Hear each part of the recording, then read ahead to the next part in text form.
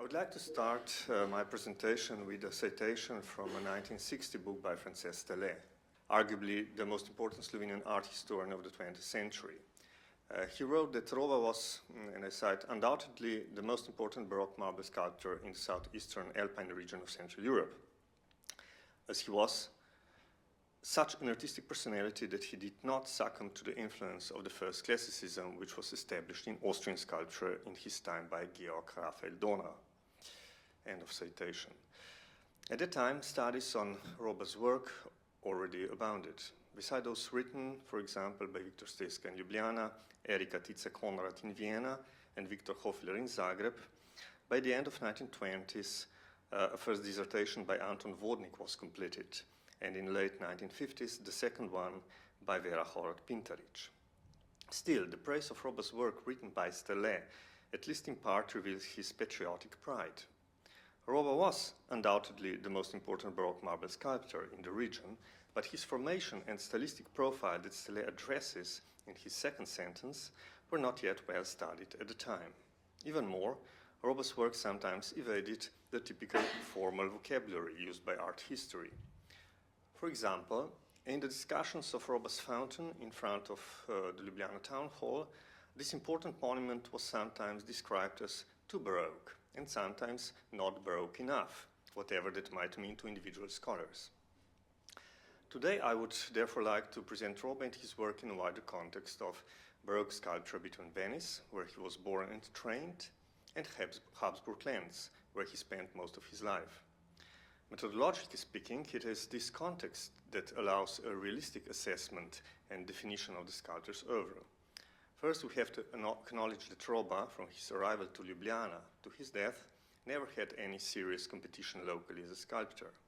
Secondly, Robba's work in Ljubljana was defined by his clients and their expectations, as well as by different production conditions than in Venice, Graz, or Vienna.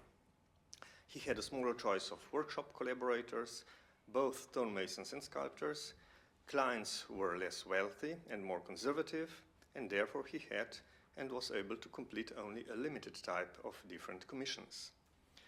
This can be studied through a detailed analysis of the individual works, both in form and content, and through the context of the commissions. Of course, today we will not have time for all that, but I will try to highlight a few important points regarding these questions to be able to understand better Robba's work and his creative process, while at the same time position him within the context of 18th century Venetian art and within the broader and narrow framework of sculpture of the time, from Rome and Venice on the one hand to Graz and Vienna on the other. My presentation consists of three parts: an introduction to Ljubljana, where he lived, a short outline of Robba's career, and a case study, his city or communal fountain in Ljubljana.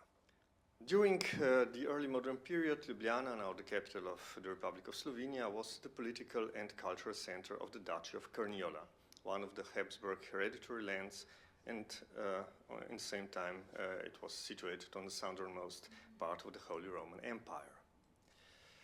Its position close to the borders of the Venetian Republic and on the important road that was connecting the shores of the Adriatic with the capital city of the Habsburgs are best summarized in a letter written by Wilhelm von Leslie, the Prince Bishop of Ljubljana between 1718 and 1727.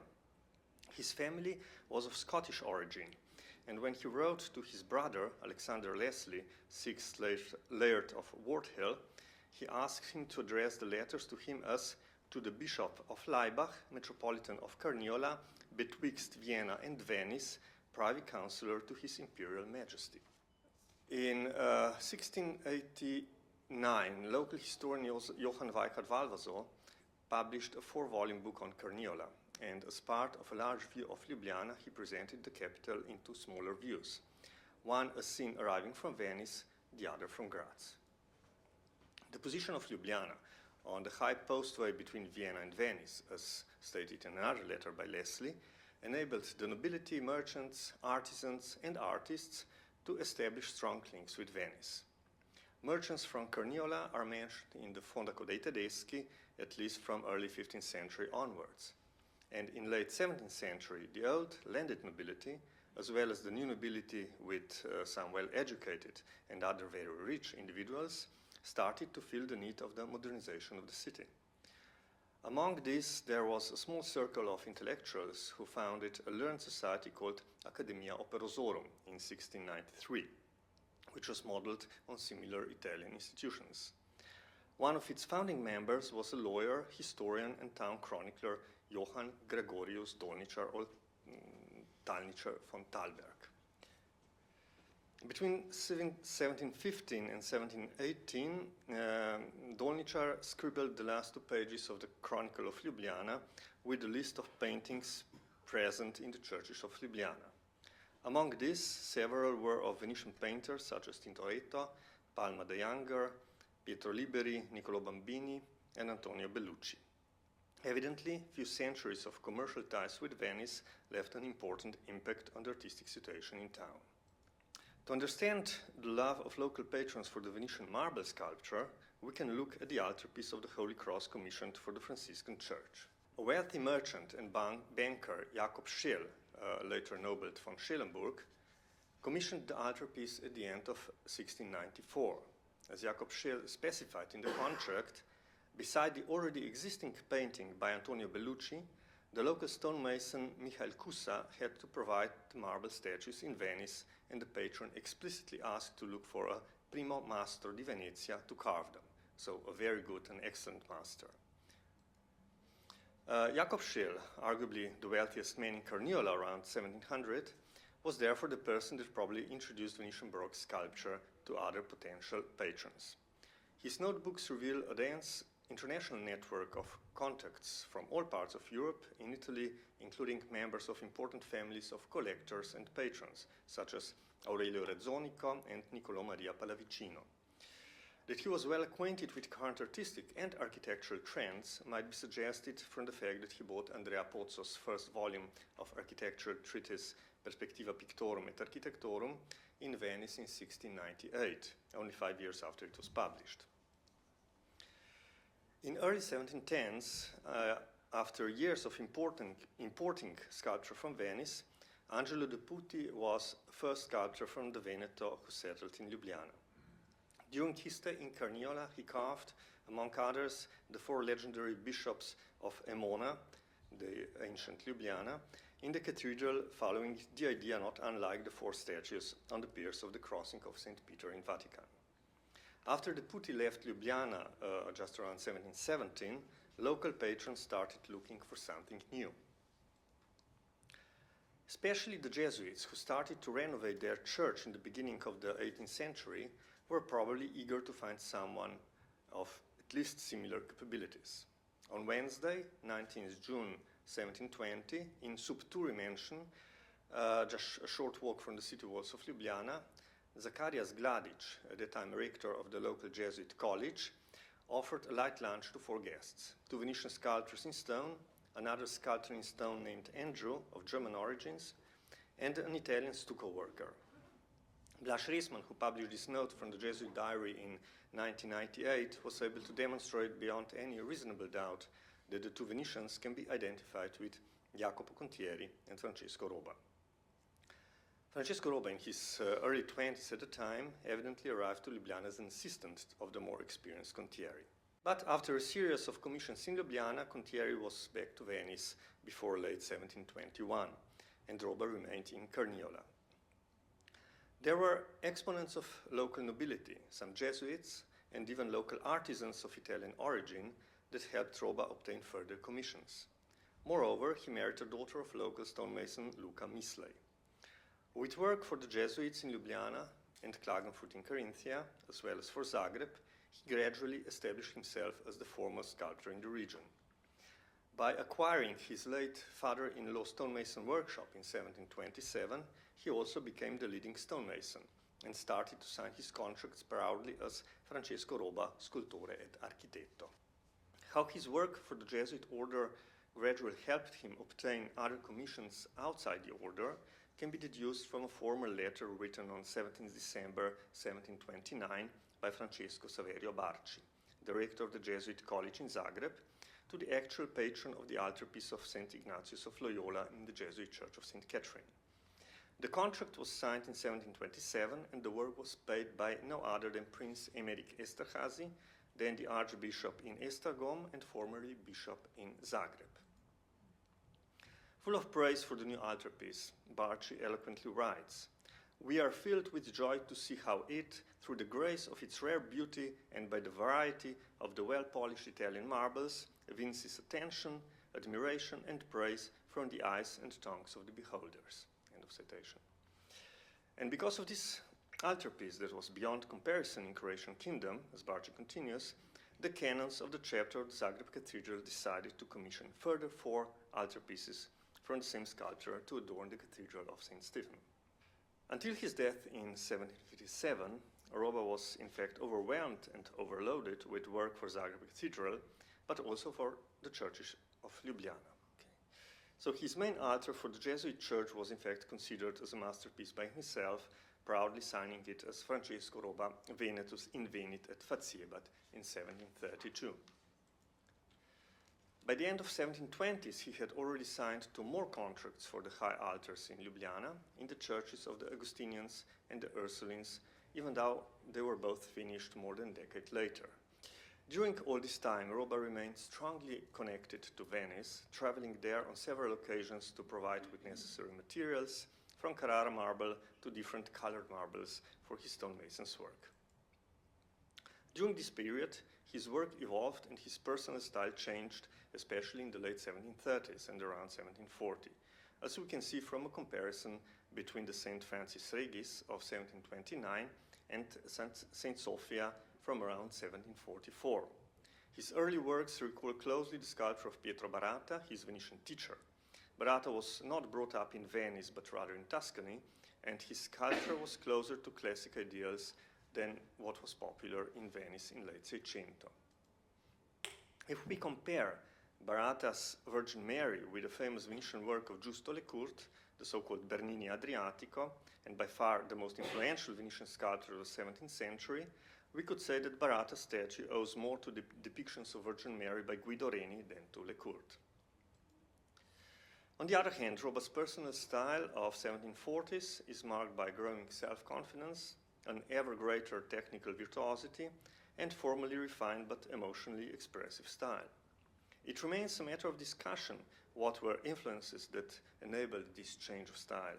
But as we will see in a few minutes, it is not impossible that Robba has traveled not only to Venice, but perhaps at least shortly also to Rome, not much before 1740. In 1740s, some of his most interesting works were produced, like the altar of the Corpus Christi in the Ljubljana Cathedral. Still, at least from 1727 onwards, he also had secular commissions from the State Diets of Carniola and the City Council of Ljubljana, not counting a few other public secular commissions in Carinthia and Croatia. The most important of all this is the new communal fountain in Ljubljana, situated on the main town square in front of the town hall. The main town square was embellished with a fountain from mid-17th century onwards. In another small detail incorporated in a larger view of Ljubljana, Johann Weikart Valvasor presents us with the situation in front of the town hall in 1681. A simple fountain with a polygonal water basin had a central pillar that supported a freestanding statue of Neptune.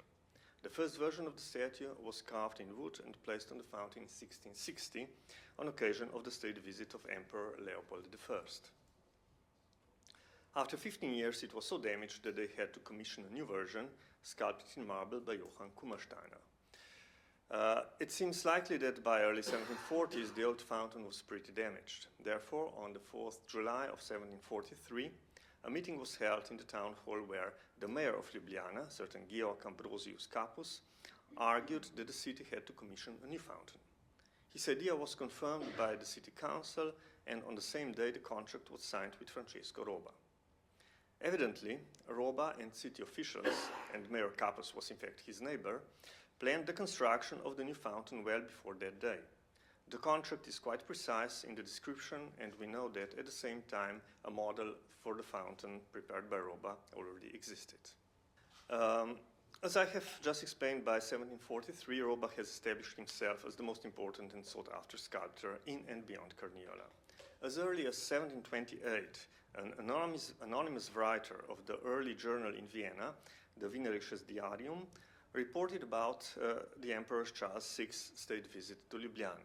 He mentioned that the sumptuous decoration of the triumphal arch built over the city gates was built by the famous artist Francesco Robba, born in Venice and at that time the citizen and sculptor in stone in Ljubljana. Moreover, by 1743, Robba had some further experiences with public monuments.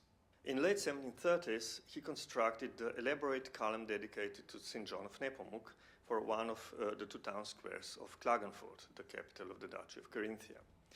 This was unfortunately destroyed in the late 19th century, and here are some photographs, and only some of the statues are those that remain. The construction of the new communal fountain is well documented. Beside the contract itself, we can follow the payments, and more, Robba was late with finishing the fountain. The number of city councils debates and sculptors' reports grew. Lost are unfortunately the original model, as well as somehow later drawing of 1747, which was commissioned by the city council and made by a local painter, Franz Jeloszek, evidently based on Robba's model. The work was finished only in 1751. Today we will not discuss the story of the construction itself, nor the details of Robba's testimonies on his own work before the city council. Even they offer a rare insight in working procedures. We will concentrate on two different but interconnected issues. One, the circumstances of the commission, the choice of the models and their re-elaboration in different urban and cultural settings, and two, the original iconography. The reason, real or imagined, that the mayor proposed building of a new fountain is mentioned in the minutes of the city council. The old fountain was, according to them, about to collapse. As mentioned, the mayor was Robba's neighbor, and the new fountain was, at the moment of the city council's meeting, already planned, and even a model has already been prepared, evidently to support the proposal of the mayor.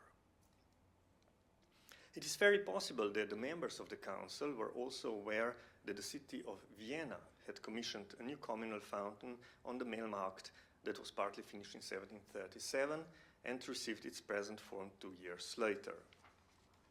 Moreover, they might have some information about other Central European fountains of an older date, from the famous three ones in Augsburg and the one in Salzburg, the latter probably the most Roman of them all. Anyway, even though these examples were probably known to Robba, he decided for a different model. Being from Venice, from a city built on the water but actually without fresh water, he wouldn't have any experience with the fountains from his early learning period. As has been already assumed by the first scholars of Robba's work, the sculptor decided for a fountain with figures, seated on rocks and an obelisk, the concept that recalls immediately Gian Lorenzo Bernini's Four Rivers fountain on Piazza Navona in Rome, finished nearly 100 years earlier in 1651. Still, comparing Bernini's fountain with the one in Ljubljana, three important differences emerge. Bernini's basin is low and spread significantly around the central part. Robba's fountain is elevated, it is placed atop a flight of cascading steps, and the rim of the basin itself is high. Bernini places his fountain decoration in a basin that seems like a pool in the center of this large square. On the other hand, Robba was probably aware that he cannot achieve the same monumentality on a small square in front of Ljubljana's town hall. And therefore, Robba decided to combine Bernini's ideas with another fountain from Rome, placed in the center of Piazza della Rotonda, in front of the Pantheon. This was converted into a present shape only in 1711 by Filippo Barigioni, one of Roman architects, combining an older 16th century basin atop a flight of stairs, all built by Giacomo della Porta in 1575, with an obelisk from Piazza San Macuto with some rocks around its support. Not only the stairs, Robba also emulated the form of the basin on Piazza della Rotonda. Only with this combination, Robba was able to achieve a certain monumentality of the fountain. The third difference is perhaps less obvious, but significant. Both Roman fountains are designed on base of circle and square. There are 4 river gods on Bernini's fountain that has a circular basin, and fountain on Piazza Navona has, on the other hand, a basin that combines square with circular segments. Robba's fountain is constructed on the base of circle and triangle. The basin combines triangle with circular segments. There are 3 male figures seated around the obelisk, and this one is, in fact, 3-sided. Before we consider the iconography of the fountain, we can perhaps demonstrate that this change from square to triangle was in fact determined by the position of the fountain itself, and that probably the form could dictate the meaning of the fountain itself. Actually, a visitor to the main square of Ljubljana, a presumed beholder of the fountain, could access its location from 3 different sides. Robba, if he was aware of such problems, and from other cases we know that he was, had to consider 3 main points of view, not 4. He positioned 2 figures closer to the wall of the buildings on the east side, turning them both with their heads towards the 2 of the streets that formed the main thoroughfare of the city, and they were therefore looking towards the imagined beholders. The third one was positioned in front of the opening onto the square of the 3rd street, a very narrow one at the time, which led from the square to the nearest city gate. This street was so narrow that the visitor probably caught a glimpse of the fountain just a few steps before he actually entered the square. Robba evidently tried to emphasize the effect of surprise, and his third figure actually leans towards the beholder. So the next question is, how does this combine with what we know of original iconography of the fountain? The main problem in deciphering the original meaning of the fountain is the contract itself. Even though it is very detailed, it mentions only 3 figures with their signs. The first actual denomination of these figures is found only 8 years later, after it was constructed in 1759, in an amplified edition of the Carolus Granelli's Topographia Germaniae Austriacae. At that time, the 3 male figures were believed to represent 3 of the rivers of Carniola, Ljubljanica, Sava, and Krka. It is perhaps worth saying that the choice for 3 rivers was far from obligatory.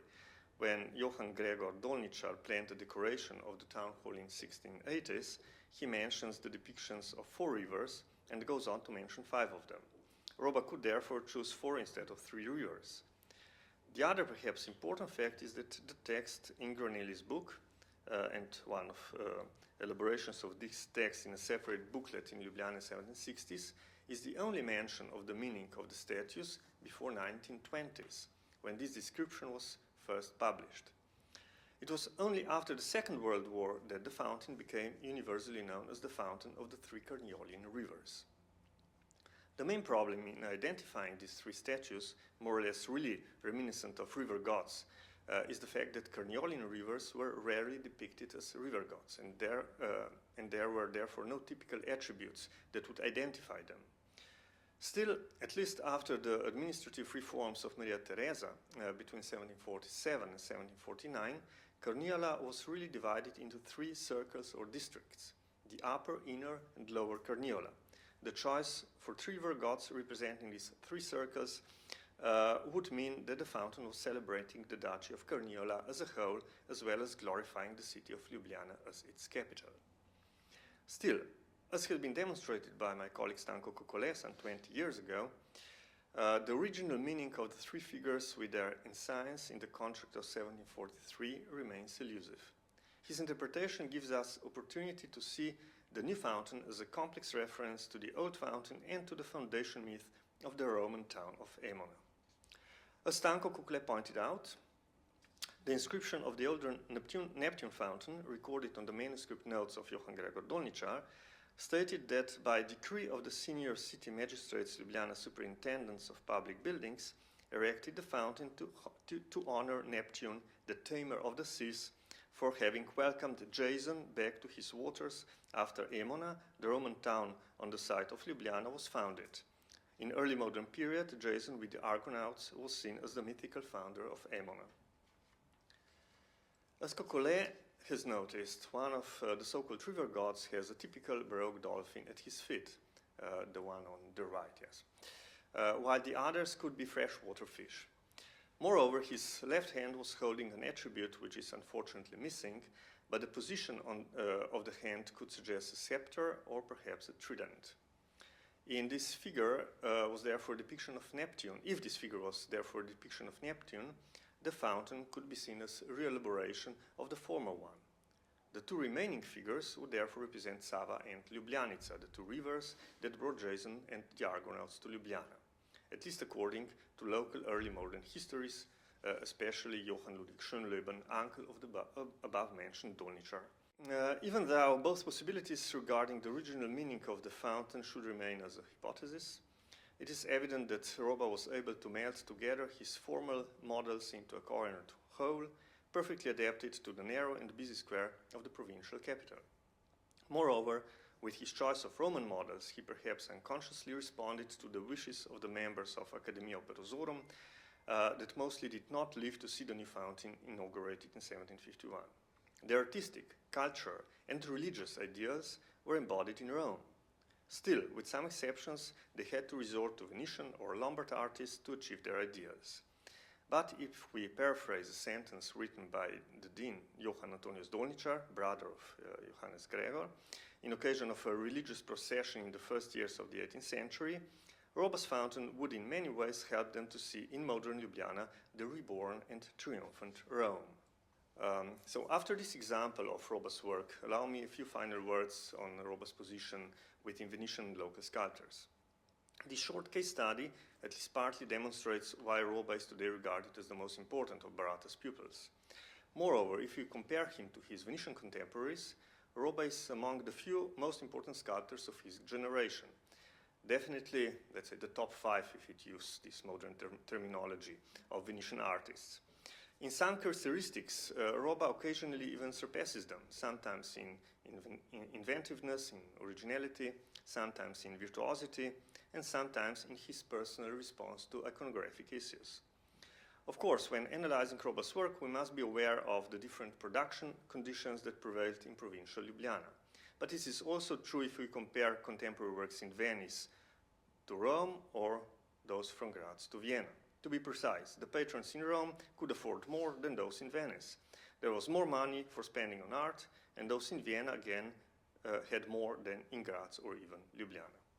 So if we take all this in consideration, I believe we can end again this presentation with what Francesco Robba said in 1960, that Robba was undoubtedly the most important Baroque marble sculptor in the southeastern Alpine region of Central Europe. Thank you.